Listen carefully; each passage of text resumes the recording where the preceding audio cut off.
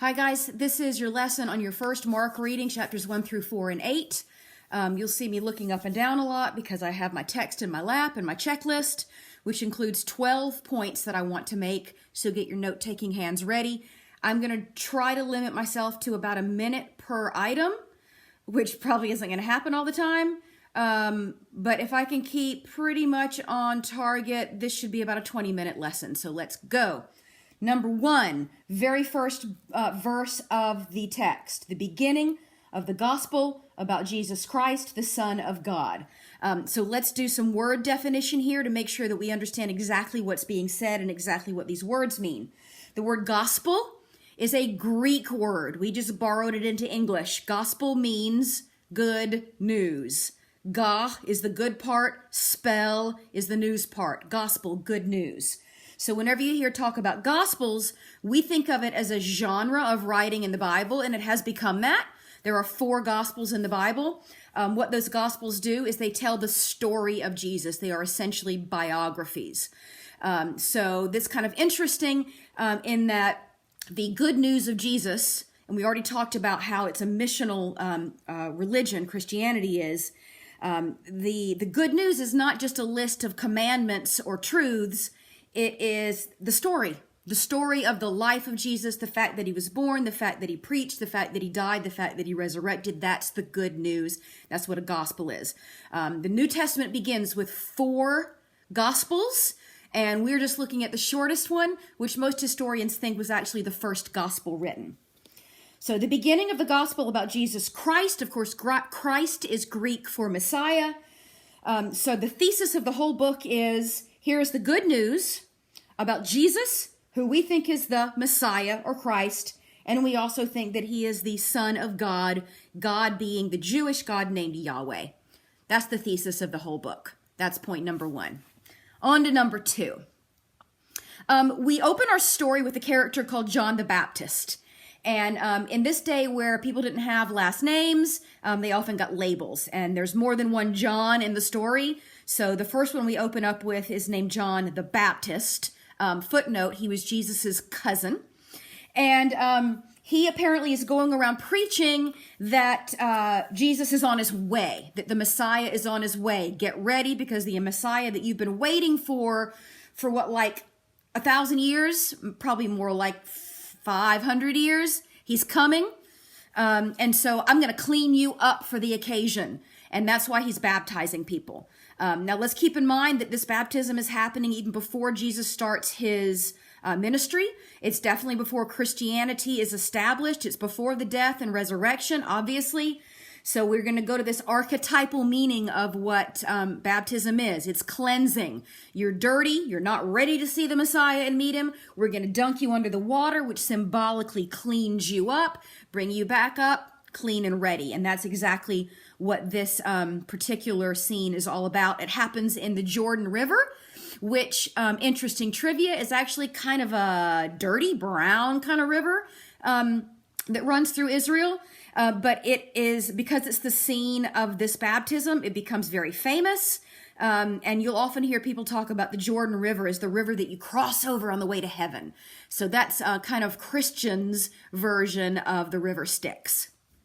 Point number 3. This moment of baptism is significant for Christian theology. So I want to just explain very briefly what the word Trinity means. Christians are a strange kind of monotheist. They believe that there's one God, but that he has 3 forms: the Father, the Son, and the Holy Spirit.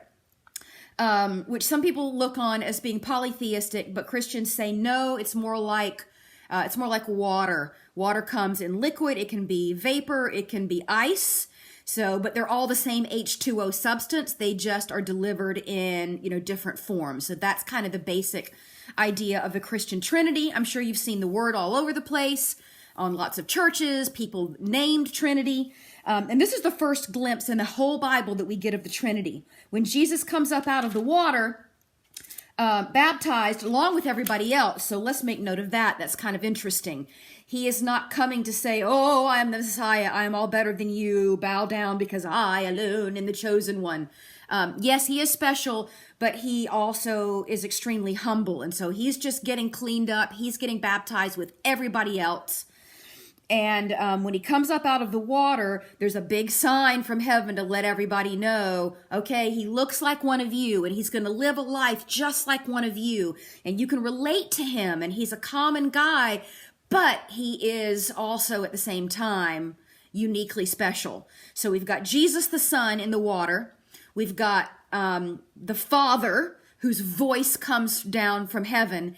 And then there's a dove that flies down, and the dove is representative of the Holy Spirit. So that's all three persons or forms of the Christian God all at once, and therefore probably the best snapshot of what the Trinity is in the entire Bible. I know I took longer than a minute on that one. Point number 4, Jesus begins his ministry shortly after this scene, and he doesn't do it alone. He's always surrounded by people. He has a close group of friends who study under him and who preach with him. Again, this kind of everyman aspect where he's surrounded by average folks. And you'll notice the people that he gathers around him first of all. He doesn't go to the rich people. He doesn't go to the powerful people. He doesn't even go to the synagogue. He goes down to the water shore and he gathers up a bunch of fishermen. And he says, come follow me, I'll make you fishers of men. So that's a significant metaphor in Christianity.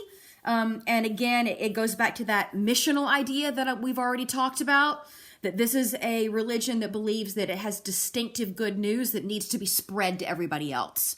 So he goes to these literal blue-collar working class fishermen and says, hey, I'm going to teach you to fish for people and not just fish.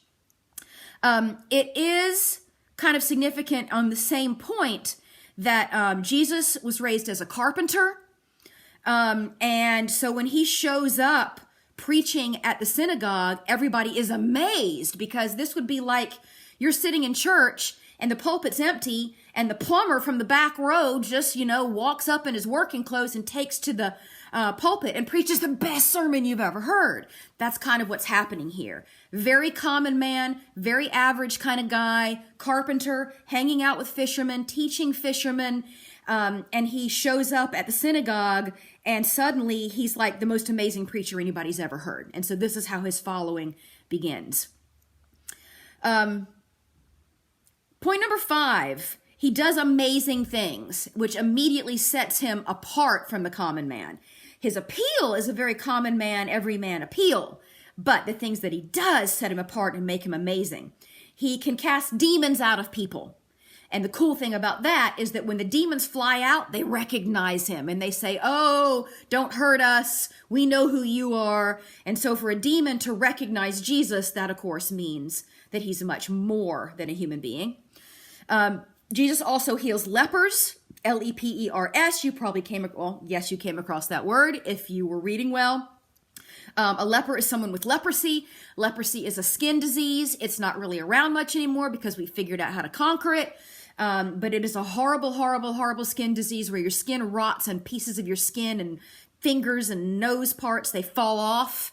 And it's so contagious that when you get leprosy, they kick you out of town and they make you quarantine outside the city gates because it is gross and it is fatal. The fact that Jesus walks up and touches the lepers to heal them, that is a very huge thing. To watch a man go up and willingly touch a leper, he is going to get your attention. And if they end up healed, even more so. So yes, this is a humble everyman, son of man kind of person. And Jesus calls himself the Son of Man a lot. That is a phrase that just simply indicates his humanity and his humility. But he's also God in the flesh and the Messiah. And he can also make storms stop with just one word, as you saw, I think in chapter 4 or 8. Point number 6. He's also not this mild, glowing, holy, perfect, snooty kind of guy. He's a rule breaker. And that is really my favorite thing about his whole character. He breaks the Sabbath all the time. And it's not just to be a pain. It's because he has good things to do and he is not going to rest on Sunday.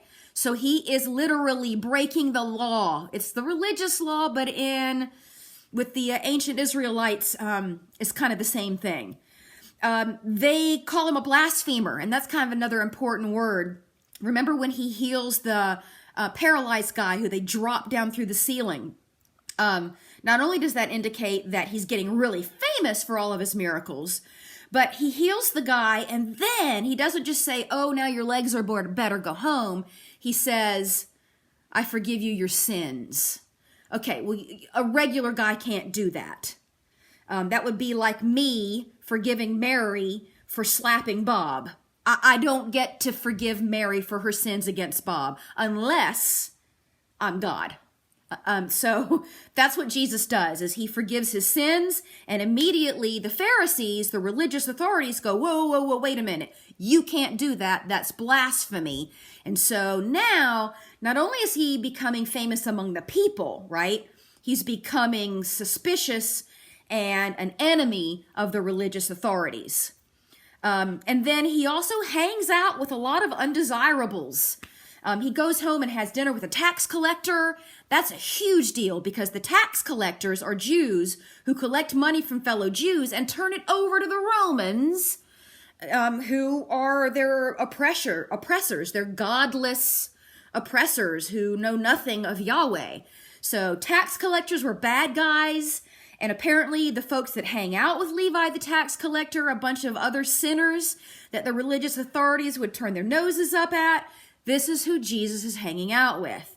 The bad guys, the sinners, the blue-collar fishermen workers, and he's healing anybody who happens to need healing. And this gets him a lot of fame, some of it not so good, particularly from the Pharisees. That brings us to point number 7, which I've actually kind of already talked about. To have a good story, you've got to have a good protagonist. We talked about this at the beginning of the year, and you've got to have a good antagonist. So our protagonist is Jesus, who we relate to because he's like us. He's like an everyman, but he's a special kind of everyman who's fulfilling prophecy. And this is the prophecy we've been waiting for centuries. So we immediately love our protagonist and admire him. And we immediately hate the antagonist because they're sneaking around the edges and they are plotting to kill this guy who is just walking around doing good stuff. So we have our Pharisees, and the other antagonist would be what the text calls the Herodians. That would be the people who work for King Herod. So quick explanation. Israel has its own king, a Jewish king, but because they're part of the Roman Empire, this whole kingdom is part of the greater empire. So King Herod isn't the top-notch authority. The top-notch authority is Caesar. At this time, it would have been Caesar Augustus. But Herod does have power over his region, and he doesn't like Jesus either, because word's starting to get back to him that there's this guy who really might be the Messiah, and let's remember what the Messiah is. He's not just a nice guy. He's a guy who is descended from the bloodline of King David, and remember what Isaiah told us, that one day he's going to sit on David's throne and rule with justice forever. Bad news for Herod, who is sitting on David's throne right now. So Herod hates him too because he's a threat to his power. Point number 8. Going back to the disciples, there were 12 of them. And the 12 is a significant symbolic number. If you remember, there were 12 tribes of Israel. That goes all the way back to Jacob and his 12 kids. And so when Jesus chooses 12 followers, this is almost like a start over. It's symbolic of a new religion. And the other new part of it is he takes the first of the disciples, who becomes the head of the disciples, whose name was Simon Peter, and he starts to call him Peter instead of Simon. So there's a new name happening here. A new set of 12. The leader has a new name, and Peter means rock. The word petrify comes from Peter, and petrify means to turn someone or something into stone. And so he calls him the rock because he says, you are going to be the cornerstone, the rock, the cornerstone of a new church building. So this is definitely a little wink towards the beginning of something new. Jesus isn't just continuing something lovely and old. I mean, that's part of it. And he's not just going to save something lovely and old. That's part of it. But he's going to start something new and significant as well. And so we have the new 12 with a new name for Simon and Peter, which is the new cornerstone rock of the new church. And by the way, that's where we got the entire idea for popes from. Peter is considered to be the first of all the popes. And to this day, the church building that popes preach from or rule from, whatever the right word is St. Peter's Basilica in Italy. Point number 9 out of 12. Let's start looking at the preachings of Jesus, the way that he teaches. And I want to look at one particular quote. There's lots of really good ones, and you were quizzed on a few of them. But there's one of them where he says, "A house divided cannot stand." And I want to use this as an example because it illustrates the quotability of Jesus's preaching. He's a very quotable preacher. He's very good at rhetoric.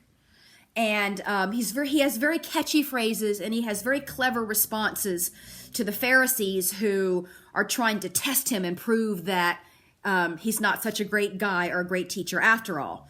So they start muttering, "Oh, this guy, he's terrible. He's doing miracles. He must be getting his power from the devil." And Jesus says, "No, that's dumb. That makes no sense because a house divided cannot stand." Why would the devil use his power to exorcise demons, to kick demons out of people's bodies? That doesn't make sense. That would be the devil working against the devil. And you can't divide your house that way and stay strong.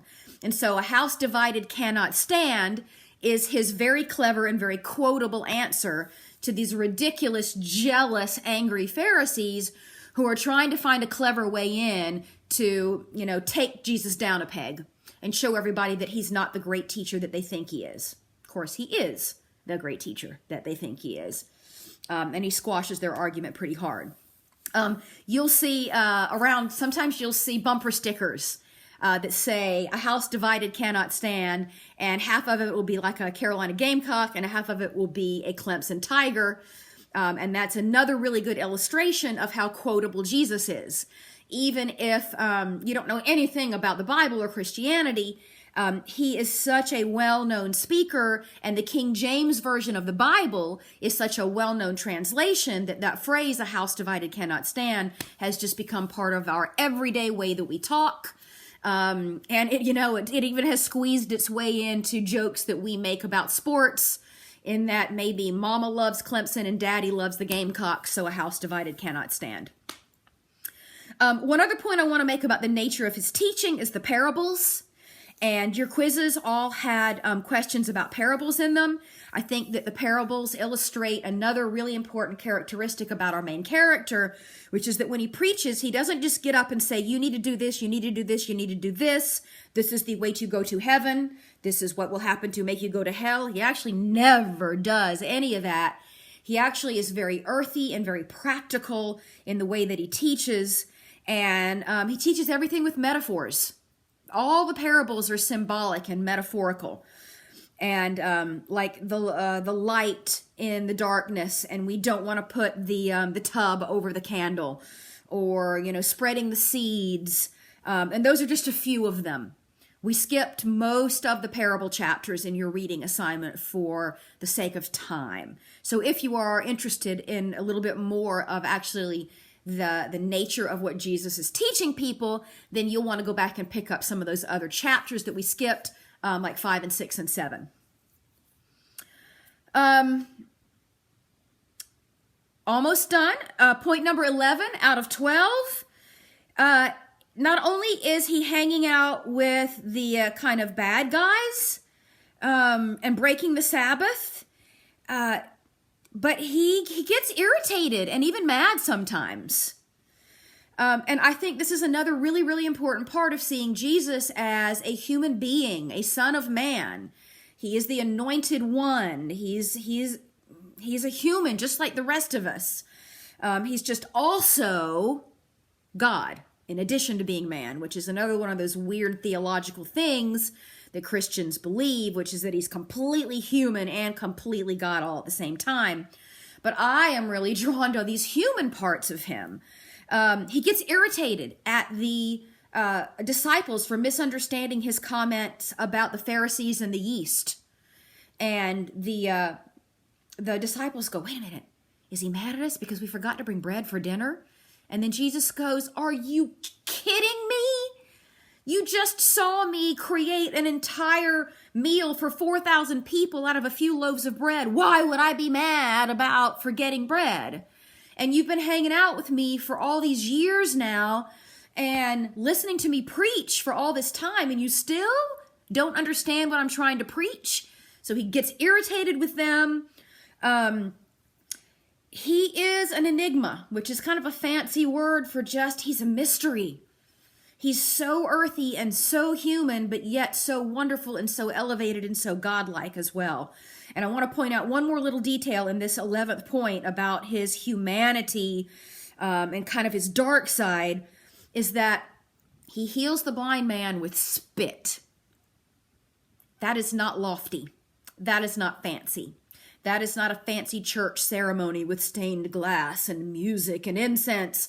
That is the guy getting his spit and spreading it on somebody's eyes, and it heals them. And for a Jew, that was a big, big, big deal, because the Jews are, as a people, obsessed with purity and cleanliness. Back in the Old Testament, all those laws from Moses, a lot of them had to do with cleanliness.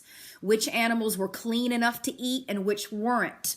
That's why when you eat kosher, you can't have bacon, because pigs are considered dirty animals, and so you can't eat them, right? So they were, there's all kinds of rules too about a husband can't touch his wife when she's menstruating, because all kinds of body fluids, especially blood, are considered dirty and impure.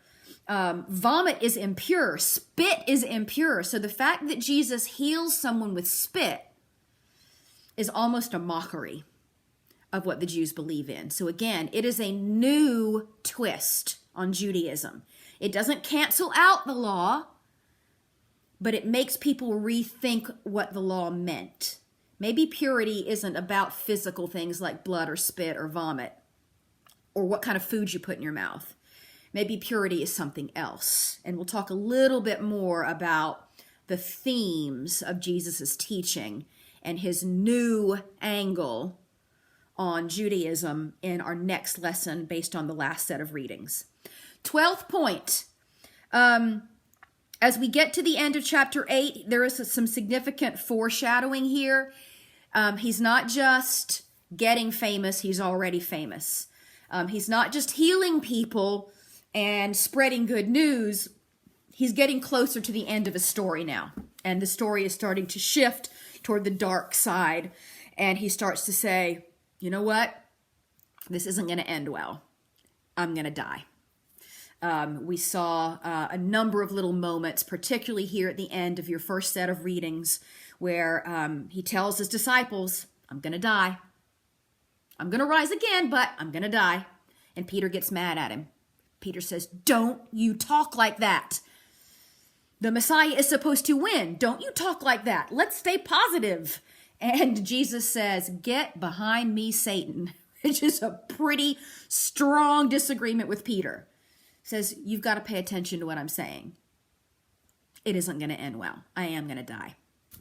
So that brings us through basically the first half of the Gospel of Mark. I think I went over my intended limit by 4 minutes. Oh well, it's less than 30 minutes, which is very good. And so I want you to make sure that you have good notes on this lesson. At this very moment, as I sit here recording, I haven't decided whether I'm going to give you a quick assignment or make another quiz. There will be something, though, that you will have to do for me to prove that you listened to this lesson and that you understand it and that it's not going in one ear and out the other, that you've learned something, which I'm sure you have. And I'll post that ASAP. Thank you for your attention, and goodbye.